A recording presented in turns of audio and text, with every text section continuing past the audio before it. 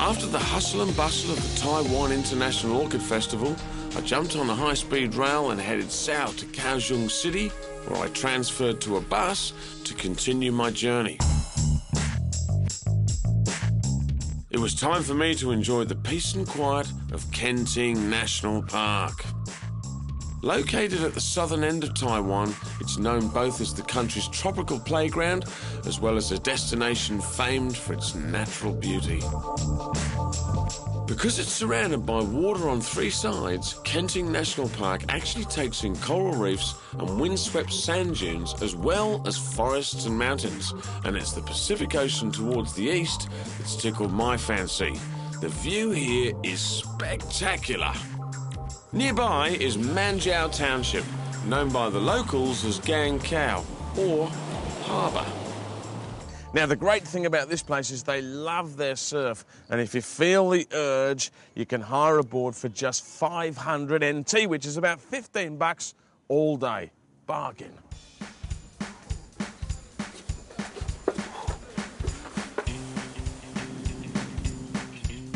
Just as I suspected.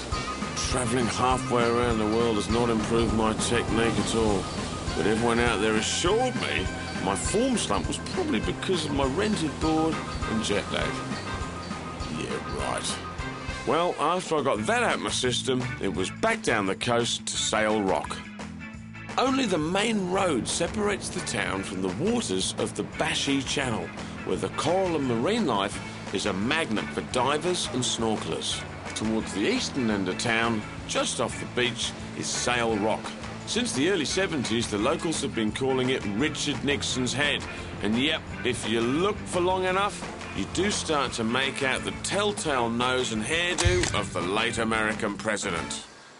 As I travelled back up the west coast through the Sichong Sea Township, I discovered the perfect way to wind down after a big day exploring Kenting National Park.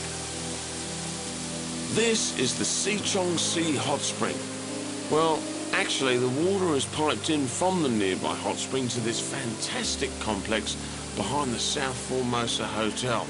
And this is what I call relaxation.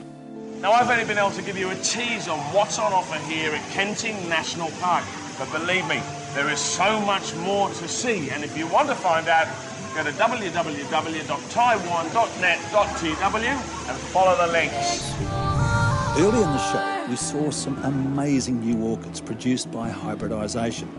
The orchid family is the largest in the plant kingdom.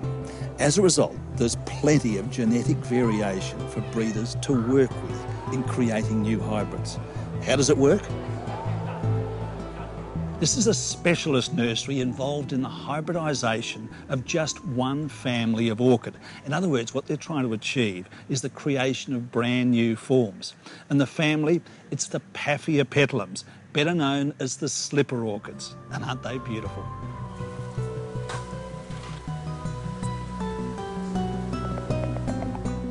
In order to artificially pollinate the flower, the slipper is removed from the female parent. Pollen's harvested on a toothpick from the male parent and then dabbed on the receptive female organ.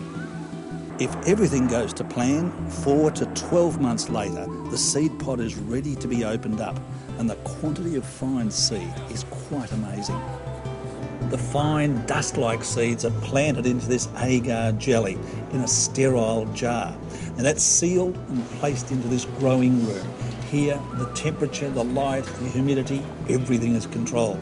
Now if it goes well, about 2 months later, you get to this stage where the seed has germinated, and as you can see, these have come up like hairs on a dog's back.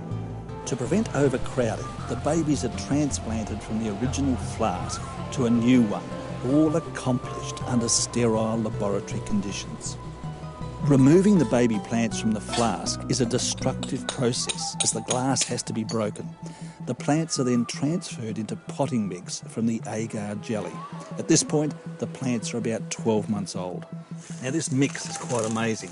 It consists of chunks of pine bark and this stuff. It's called perlite. It's actually a mineral that's exposed to incredibly high temperatures and it explodes just like a rice bubble. So it's very open and free draining.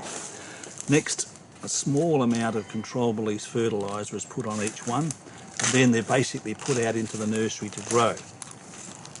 The plants continue to grow until they get to this point where they come into flower.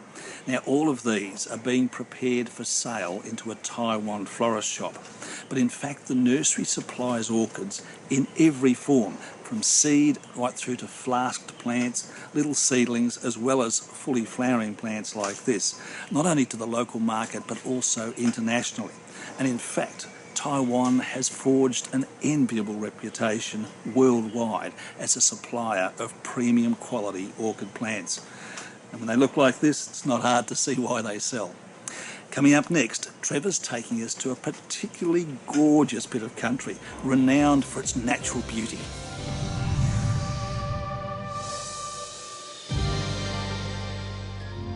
Taroko Gorge is the entranceway to the Taroko National Park, one of the most remarkable geological formations in Taiwan.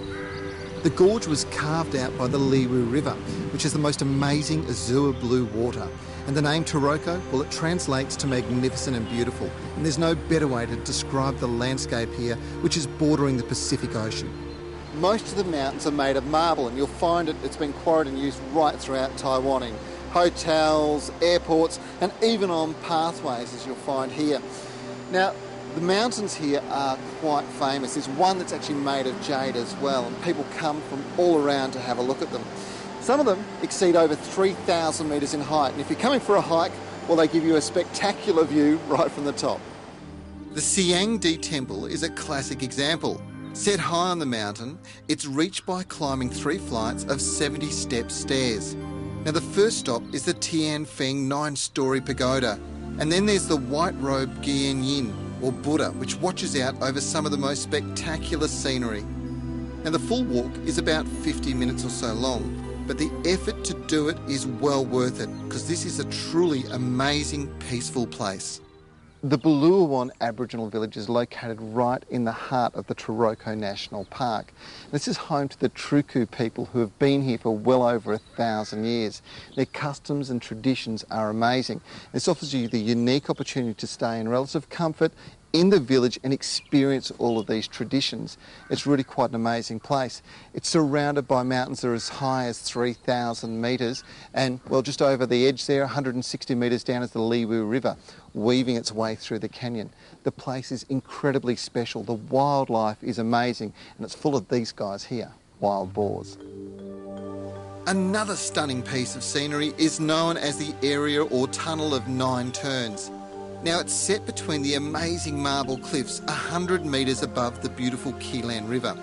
The construction of the tunnel is an incredible engineering feat, and you can walk for miles, weaving through, yes, you guessed it, 9 turns. Now, this is truly spectacular scenery and well worthwhile taking the time to enjoy. Well, that's it for our trip to Taiwan. We hope that you've enjoyed the show. Now, look, I tell you what, if you're looking for a holiday with a real difference, this is the place to come. It is really remarkable. An incredible culture and the most incredible landscape. Look at this. How would you describe it, Nev? Marvellous.